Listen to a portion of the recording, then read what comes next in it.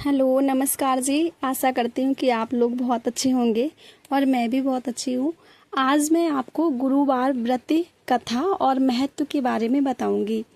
गुरुवार का व्रत कहते हैं कि जिसका गुरु अच्छा है उसके सारे ग्रह अच्छे होते हैं। गुरु ग्रह को सारे जो ग्रह होते हैं उनमें उनका वो गुरु होता है, ठीक है। सबसे बड़ा जो ग्रह होता है वो गुरु या बृहस्पति ग्रह ही है। और इसको ऐसे भी कहते हैं कि अगर किसी की भगवान विष्णु की कृपा हो गई उसके ऊपर, श्री हरि की, नारायण की हो गई, तो फिर उसका तो वैसे भी सब कुछ मंगल ही है। तो उसका चारों ओर से उसको समृद्धि और सुख ही मिलता है। गुरुवार की कथा कब और गुरुवार का व्रत कब धारण करना चाहिए? जब आपकी लाइफ में बहुत ज़्यादा मैरिड लाइफ ख़राब चल रही हो या फिर शादी नहीं हो रही हो उस टाइम पर, या फिर फाइनेंशियल कंडीशन बहुत वीक हो, तो आप गुरुवार का व्रत कर सकते हो। जिनकी बहुत ज़्यादा शादीशुदा ज़िंदगी अच्छी नहीं चल रही है, मैरिज लाइफ अच्छी नहीं चल रही है, वो पति पत्नी दोनों मिलकर भी गुरुवार का व्रत कर सकते हैं। गुरुवार का जो व्रत होता है वो देव गुरु बृहस्पति और भगवान श्री नारायण को पूरी तरह से समर्पित है।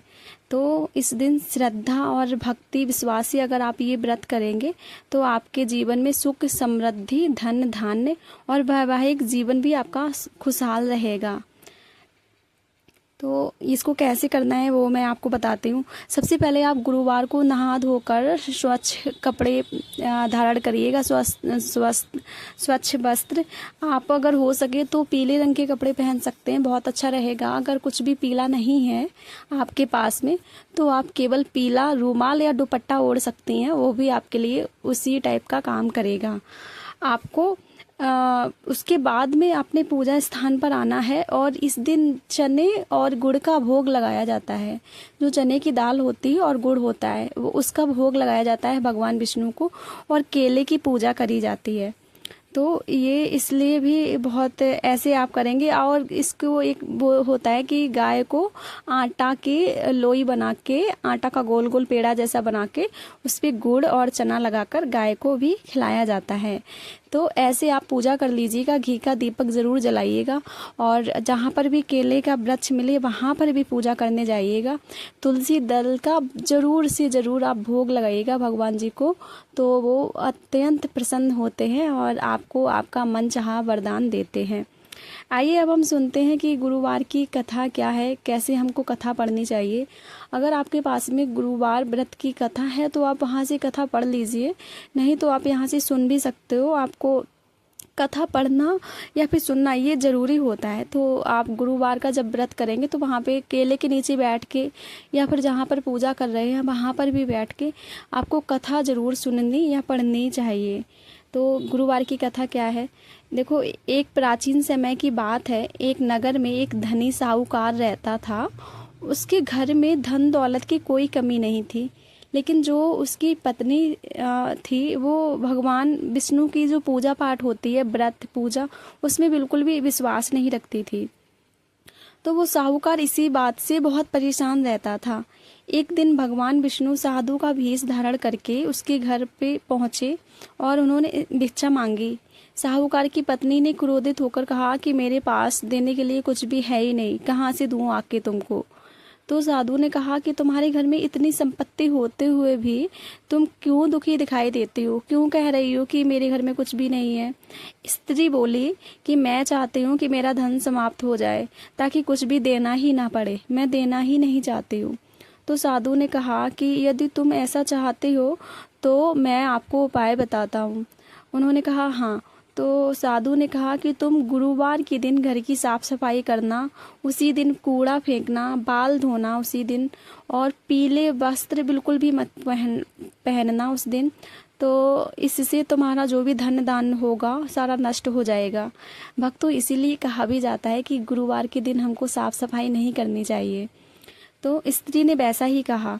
कुछ ही समय में उसका सारा धन नष्ट हो गया, परिवार में गरीबी आ गई और इसका कारण वो खुद थी।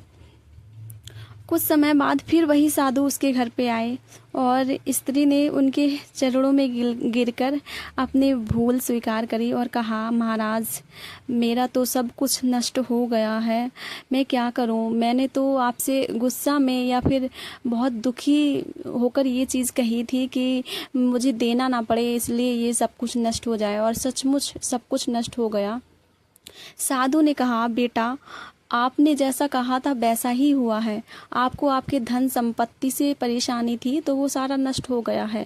मैंने आपसे कहा था कि आप गुरुवार के दिन कपड़े धोना, घर की सफाई करना, उसी दिन कूड़ा फेंकना और पीले वस्त्रों से परहेज करना। उस दिन किसी भी तरह से पीले वस्त्र मत पहनना। आपने सब कुछ वैसा ही किया तो आपका जो भी धन धान्य था वो सारा नष्ट हो गया है और अब आपके घर में गरीबी और दरिद्रता का वास हो गया है।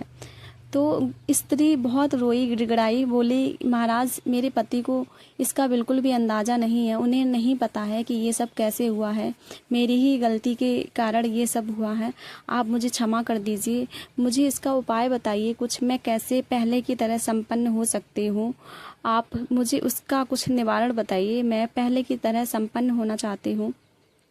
फिर साधु ने कहा, जो कि आपने अभी जैसा किया था आप वो काम अब बिल्कुल भी नहीं करेंगे। आप गुरुवार के दिन बिल्कुल भी साफ़ सफाई नहीं करेंगे। साफ़ सफाई का मतलब होता है भक्तों कि कुछ भी नई साफ़ सफाई नहीं करेंगे। इसका मतलब ये नहीं है कि आप डेली का झाड़ू पोंछा जो करते हो वो नहीं करोगे।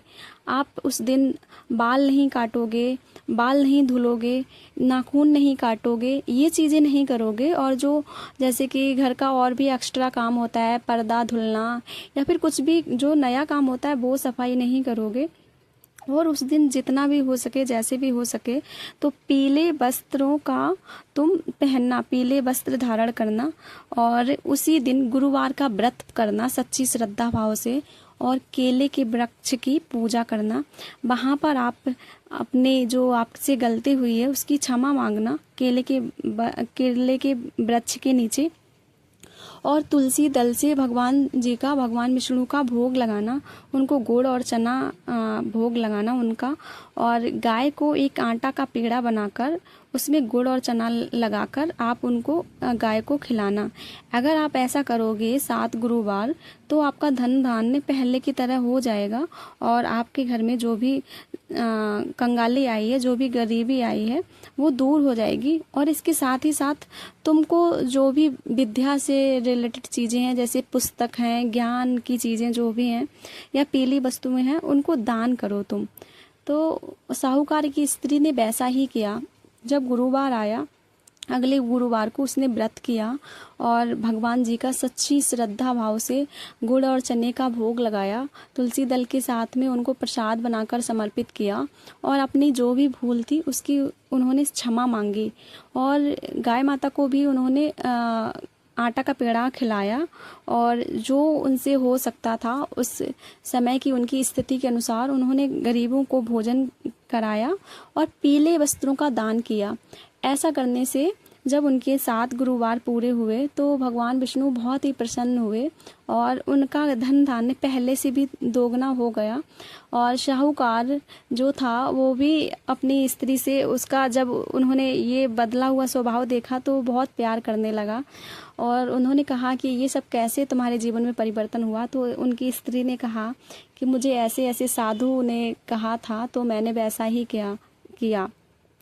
साहूकार को 1 मिनट भी नहीं लगा, वो समझ गए कि वो कोई और नहीं थे, भगवान विष्णु आए थे। मेरी स्त्री का मार्ग वो भटक गई थी, इसलिए उनको रास्ता दिखाने के लिए आए थे। तो जैसा उनकी स्त्री ने किया वैसे ही अगर हम लोग भी व्रत करेंगे, पूजा करेंगे तो हमारी ज़िंदगी में भी सकारात्मक परिवर्तन आएंगे। बोलो विष्णु भगवान की जय। गुरुवार व्रत की जो और भी लाभ होते हैं, जैसे किसी को अगर शिक्षा से रिलेटेड कुछ परेशानी है, किसी का गुरु ग्रह कुंडली में कमज़ोर है, अगर गुरु 10 नंबर की राशि में बैठा है, गुरु जब उच्च का होता है तो कर्क राशि में होता है जहाँ पर 4 नंबर लिखा होता है, और जब 10 नंबर की राशि में जाता है तो नीच का हो जाता है, तो भी आपके लिए गुरु ग्रह को मजबूत करना बहुत ज़्यादा ज़रूरी होता है। आप अपने मस्तक पर केसर का तिलक लगा सकते हैं, हल्दी का तिलक लगा सकते हैं। अगर आप ये उपाय करेंगे तो आपका गुरु मजबूत हो जाएगा और आपकी जो भी समस्या होगी भगवान विष्णु की कृपा मिलेगी। जो भी समस्या होगी जैसे कि शिक्षा से संबंधित, विवाह से संबंधित और संतान से संबंधित और आर्थिक समस्याएं वो दूर हो जाएंगी और भगवान विष्णु की कृपा से आपके मन की भी नकारात्मकता दूर होगी और परिवार में प्रेम बढ़ेगा। आपके जीवन में सफलता के मार्ग खुलेंगे। आपको सच्ची श्रद्धा और भाव से भगवान विष्णु का ये गुरुवार का व्रत करना चाहिए। भगवान विष्णु और माता लक्ष्मी दोनों की ही कृपा मिलती है इसको करने से। तो आप ऐसा मत सोचिएगा कि केवल भगवान विष्णु का करेंगे तो लक्ष्मी मैया नहीं आएंगी। जहाँ पर उनके पति जाएंगे तो पत्नी उनके पीछे जरूर आएंगी। भगवान विष्णु और लक्ष्मी